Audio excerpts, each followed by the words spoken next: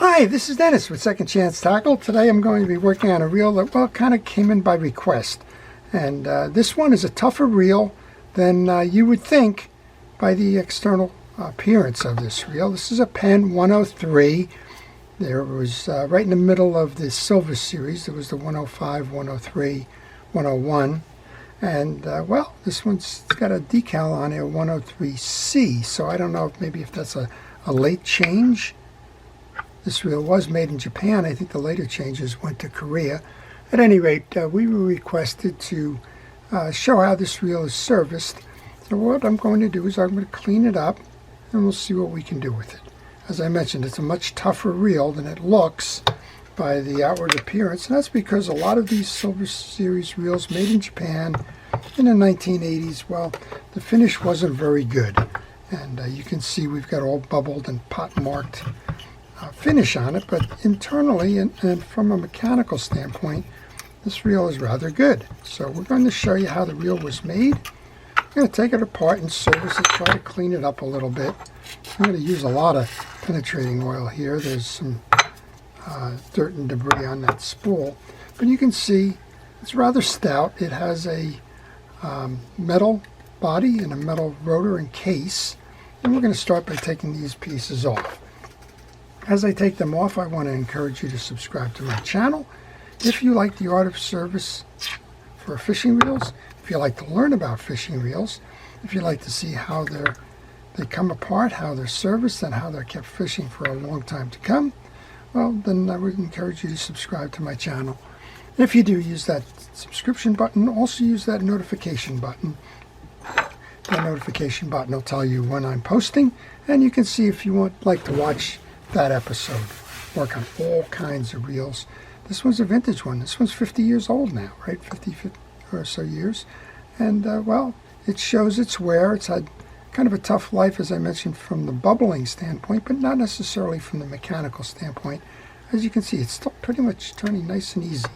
So one more thing that I'm going to hit here before I start taking pieces and parts off is that bail. I want to use the penetrating oil just to make sure that it flips nice and easy. If that bail's flipping nice and easy like that, you do not need to service that bail by removing it. Alright, this should screw off in a counterclockwise manner. Whenever you have a reel that does not have a screw going through it, and that's why I checked earlier when I removed this button, if it doesn't have a screw going all the way through it, it means that the handle is attaching to the main gear with a shafted screw, and you'll always remove that handle, turning it in the opposite direction that you use to crank the reel. All right, let's see what's going on here. Let's see if we can budge these screws. That one will turn. This is probably one of the fears that you might have when you're working on a reel that has a metal case, is that those screws can seize up inside the reel. And, well, that's always a problem, right? If you snap one off, you're pretty much done. Well, we're going to take the 3 of these off. And I kind of like to leave the patina of the reel as it is. This one's kind of embarrassing, right, because of that. I don't like to leave it to the point where somebody's going to get blood poisoning or anything. So I think what I'll do is I'll take a piece of steel wool when I'm done taking the 3 screws out. I'll knock off those blistered pieces of the case. Well, as I mentioned, it was a request. This one's been sitting alongside my parts bins for a while, probably because of the blistering. Here you go. And you can see that it's no longer got its grip on the metal. We're just going to knock that off. I guess if this was an old car, you'd probably say just clear coat it and let it go. Character marks, if you will. But whatever you choose to do, that's up to you. You could repaint it if you want. Quite honestly, I don't repaint reels. I leave them kind of speak for the life that they've had. This one can be managed. What I recommend all the time is once you're done fishing for a day, if you simply hose it off and spray it down with a penetrating oil, that'll help prolong the life of a reel. And well, In this case, that penetrating oil probably will seal the bare metals that are showing here. We saw as I tipped this one over, one of the ways that this reel is made. And this is different from most of the Penn setups that you're going to find on Penn Reels. This was an introductory reel. It was made in Japan. It wasn't made in the U.S. when Penn was manufacturing almost all of its reels in the U.S. This one was made in Japan. It was set up there to compete against the Japanese imports at the time. You want to remove this pin, and well, they were less expensive. So Penn was kind of like, what do they say? Join them or go away. And they contracted over there to have them done. This is your crosswind block. This is your axle shaft. They can be removed once you take the pin out of that crosswind block. This is your main gear. And you'll notice we just have plastic or rubber bushings. I think they're plastic. Yeah, they're plastic bushings. Now, there is a subset of folks out there that like to hot rod reels. And I get asked this from time to time, can I upgrade those bushings to bearings? And the answer is yes, you can go do that if you like. Again, I tend to stick with what the manufacturers made, just as kind of a homage to them that says that they knew what they were doing. This reel has lasted a very long time without bearings. Actually, bearings in this case probably would have seized up in that time. But also, the design, the technology, and the price point of this reel don't really warrant bearings. You're in kind of an elementary type of a reel. As I mentioned, it was introduced as a low-cost version of a Penn reel. We saw some of the low-cost issues with the paint. That's when this would be in the time when your alternative would have been a Penn spin fisher, and that was probably 2 times or 3 times the cost of this one. But Penn did have a market, did have its brand reputation, so a lot of folks would go out and spend a couple of dollars, even on an introductory model, to buy what is perceived as Penn quality, as opposed to well, the same reel probably made for a Japanese company. I'm not sure who shared what with whom, but this one clearly was on the lower scale and designed that way, of a price point for entry. When I take my pieces of parts off, I like to put them into a parts tray after I've cleaned them. I generally like to clean those parts as soon as I take them off. That way I can inspect them and make sure that there is no damage. If there is damage, well, in this case, it might be very difficult to find a replacement part. But if there is damage, well, you know at that point that you need to go replace them. We've removed the rotor nut. We can remove the top housing. And I guess this is where the question came in from the individual who asked, can I show them how to do this one? Apparently, they've got the anti-reverse setup kind of messed up. So we're going to show them how to do that. This anti-reverse setup is an anti-reverse dog, a ratchet, and when you're pedaling the reel, it's good. When you go to back pedal, it pulls it in to seat it. Underneath that, there is an eccentric spring. Let's see if we can't take the dog off. I don't believe that dog is held in with the spring. It's not. So we'll remove the dog. I'll just spray that a little bit. Those threads are tight. As I mentioned, the 50-year-old reel, you would expect that's been seated there for a while. And this one hasn't rusted in case. This is some kind of brass or whatever as a screw. But over time, these screws get filled up with the dirt that comes inside the reel, and then it jams the threads. Notice on this side of the dog you have a stud coming out of it. On this side, this one's being a little stiff here, but we should be able to pull that up and out. We have our ratchet, and then underneath the ratchet we have what looks like a coat hanger. Notice the orientation of this. That hook is going, that's the upside of the hook. And as I mentioned, that little stud on that anti-reverse dog is going to fit in that slot there when we go to reinstall. I'm just going to lay that right up front here. And then we have 2 screws that we're going to remove. And look at this. Note that this collar is not symmetrical.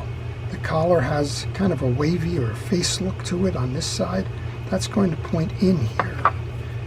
Make sure that when you go to reinstall, that's the orientation of it. Okay, there's 2 screws holding that on. And those will be the last pieces that we take off of this reel. As I'm taking those off, if you have any questions on this reel or any reel, just leave those in the comments section. I will try to answer those for you. And, well, get you back on track if you're stuck, get you additional information if you're wondering about something, like maybe you've taken this reel apart and you wonder how that spring is seated for the anti-reverse override switch, which comes through the case below. Well, that's how it goes. One side goes in a little V groove there. The other side hooks in from underneath on this shaft. Well, that was easy. After all that time, that was pretty easy. Here's your bushing that fell out. Spinny bearing, make sure that that's spinning fine. It is. That's a shielded bearing, so we're just going to give it a much-deserved drink of oil. And set that off to the side. Set our cover off to the side. There's only one more thing to do before we kind of go about the second part of reel service, which is cleaning and greasing. So we're pretty much done with the take apart. We're into the cleaning. This is probably the last piece that needs to be cleaned here. And we're going to do just what we did with the main gear on this pinning gear. We're going to run a hard brush through there, clean up the old greases that are in there.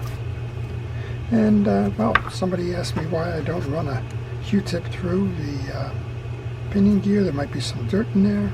There you go. That's running the Q-tip through at the request of at the suggestion of one of our viewers. All right, kind of time to reinstall then. That bushing came out from the case. I'm just going to put that right back in there. Again, if you like, you can upgrade that from a bushing to a bearing. We're going to take some fishing reel grease. I'm going to use Penn Precision reel grease for this. Cover all the bases, if you will.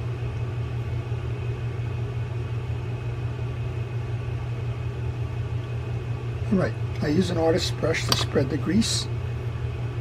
I use that because I don't like hairs falling off of brushes, and I find it's a very efficient way to apply. The bearing has been oiled, the gear has been greased. I'm going to reset that into the case, and when you do that, make sure that you're flush in that cavity. Remember, we said this kind of looks like a face. Make sure you have it pointed in the right direction. And we have these 2 little screws that I'll probably drop before I get them in.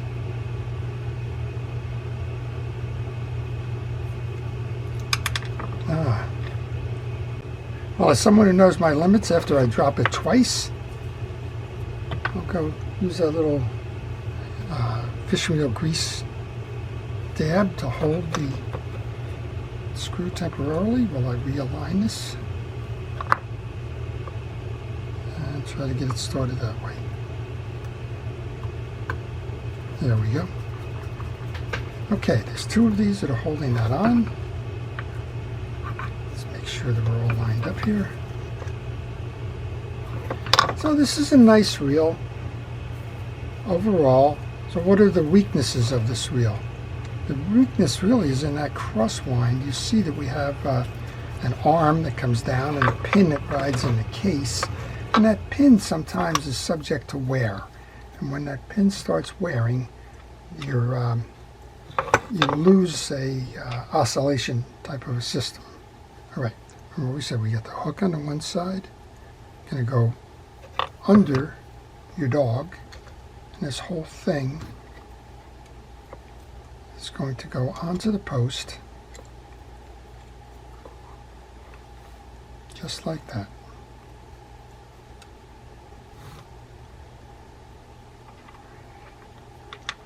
We'll get that screw started again. Once you start the screw, tighten it down. Pay attention on this one. You need to make sure that that tail is inside the override. Bring that in.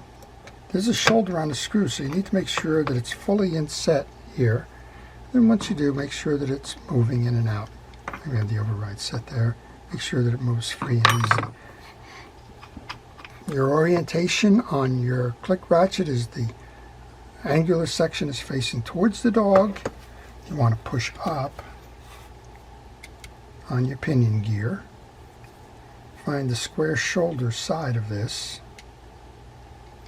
Angles facing the dog. And then just seat it like that. That's how that goes. Your underneath is clean. You can put a little bit of a shot of penetrating oil where that trip lever is going to come out. Turn it over and let's tighten that down.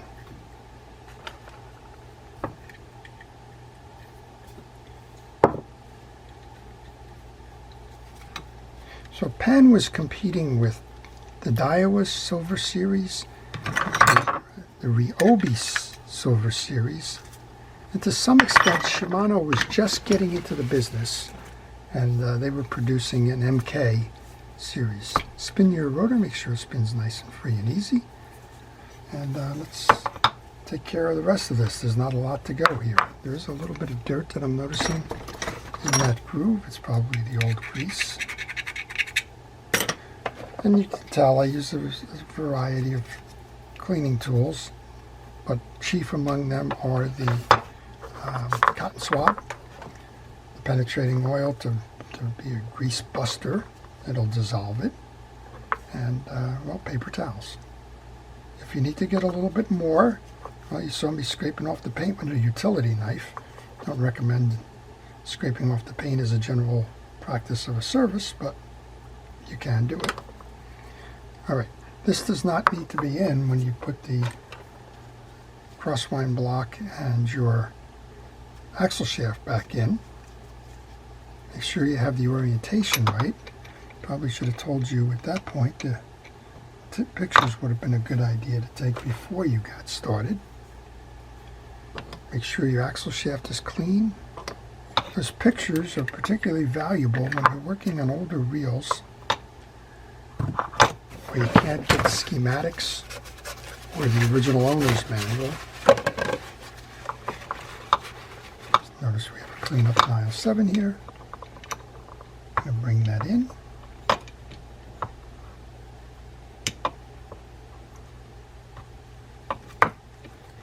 Bring this up. And then your pin has two sides on it. It has a tapered side and a flat side. The tapered side goes in the groove.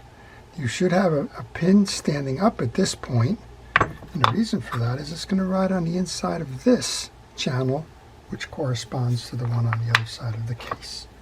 Alright, we didn't touch this bushing. There's also a small little washer underneath here, and in between those goes that arm that will act as our crosswind arm between the offset on the main gear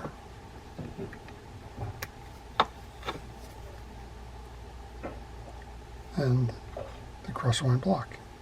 Bearing goes on. A little bit of grease into the channel here. Bring that over and down and make sure that you can seat that and that your seams on your case are nice and tight. I'm taking a quick look here and I'm noticing that I probably have a little bit more paint that I can knock off, but you kind of get the idea.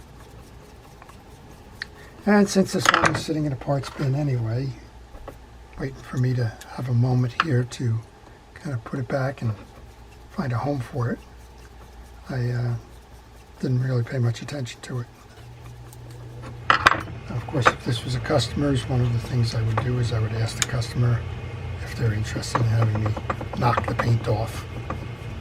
I wouldn't ask them if they're interested in me repainting the reel. I generally do not do that. But I do have a video out there showing you how to repaint using a Mitchell reel if you are so inclined. There's a little bit more of that bubbly paint as I mentioned, so I am going to scrape that off of there. This side I think we pretty much got. And one of the things you can do, again, it's up to you. It's a cosmetic thing. It's not a mechanical thing. But if you wanted to, you could use like a rod and reel cleaner. It's got a little bit of a wax in there to kind of help protect it a little bit. Again, if you're hosing off your rod and reel after each use, and if you're spraying the external piece with some penetrating oil like a WD-40, you should be fine. I'm just looking at the line guide here. There's some graining going on there, so I'm going to take that same brush that we've been cleaning the main gear with. Knock that off. It's only surface. Now let's take one more look here. We want to take a look at the drag washers inside this reel. This will be another piece where you'll see evidence of compromises made on the lower end. These should be Teflon washers in here. And they are Teflon washers in here. It is a 6-drag set. What you want to make sure of is that the cavity inside your spool is clean. That takes the brunt of the dirt coming in on your line. Your wet line's coming over the top, it's circling through as it's winding. Everything's splashing into this bowl. Everything from the bowl is going into your cavity here. Alright, just make sure that your washers are separated from your metals. And then we alternate washers, so a Teflon washer goes in first. Then you're going to find two of these washers. They're called keyed washers. They have rectangles. One goes high and one goes low. It's followed by another of the washers. That's the second Teflon. The middle washer is called an eared washer. Kind of looks like the ears on somebody's head. Is your last one of the Teflon washers. And you don't oil or grease Teflon washers. They don't absorb anything, so there's no need to do that. And then we'll put that clip back into the spaces. There's a little groove inside your spool. Bring that onto the axle shaft. Bring our button on. Now I've been kind of cleaning on and off with this rod and reel cleaner. There's one more opportunity here. Put a squirt onto a kitchen scrubby pad and clean up the drag adjuster knob.